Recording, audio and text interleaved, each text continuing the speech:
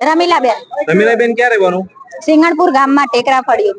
શું તમને ત્યાં સમસ્યા થઈ રહી છે? અમારી સમસ્યા એ છે, અત્યારે અમે 70-80 વર્ષથી રહીએ છીએ. અમારા પહેલા પાકા મકાન હતા, બરાબર.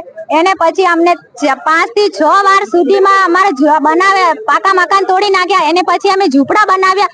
એ ઝૂંપડા પણ એ લોકો આવીને તોડીને જતા રહેશે અને એમ કે તમે ખાલી કરો. પણ અમે ખાલી કરીને જઈએ ક્યાં સાહેબ? અમને કઈ તમે આપો, સારું આપો તો અમે રહી શકીએ ને. મ્યુનિસિપાલિટી વાળા આવે, મ્યુનિસિપાલિટી વાળા આવે, પોલીસ વાળા આવે, લેડીઝ પોલીસ આવે, સીઆઈડી આવે અને અમે ધમકી આપીને જાય તમે ખાલી કરો, બાકી તમારા સામાન સુધી અમે પાડી નાખીશું. ભલે તમે વાગી જશે, અમે કઈ જાણીએ નહીં.